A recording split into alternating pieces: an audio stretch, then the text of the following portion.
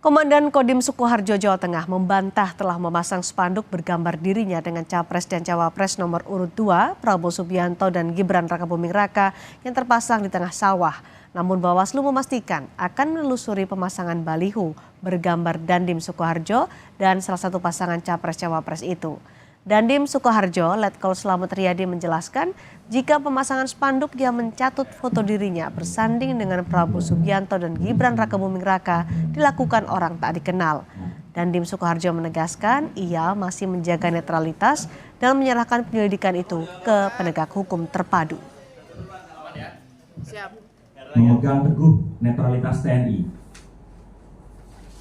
Dengan adanya temuan tersebut, sepenuhnya saya serahkan kepada Sentra Gakumdu untuk diproses sebagaimana mestinya.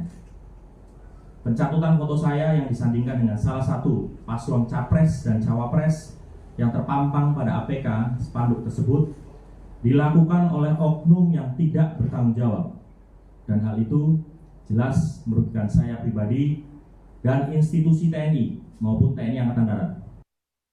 Untuk memasangnya, tentu saja kami akan melakukan kajian awal dulu. Karena sampai sekarang itu untuk memasangnya masih dalam penelusuran ya. Karena di situ juga kalau kita ada ajakan juga tidak ada ajakan. Cuman memang itu harus skema kaji dari pasal per pasal yang ada. Jadi kita belum melangkah terkait dengan keterkaitan pasal itu, tapi kami ya baru melakukan penelusuran terkait dengan kapan, di mana, dan juga siapa yang memasang itu tersebut. Badan Pengawas Pemilu atau Bawaslu Provinsi Maluku menilai ada dugaan pelanggaran dalam kegiatan kampanye calon wakil presiden nomor urut 2 Gibran Rakabuming Raka di Ambon, Maluku. Bawaslu Maluku menilai indikasi pelanggaran itu adanya keterlibatan perangkat desa dalam safari politik Gibran di kota Ambon 9 Januari lalu. Dalam kunjungannya ke Ambon, Gibran bertemu sejumlah kepala desa dan raja yang ada di sejumlah desa di sekitar Pulau Ambon.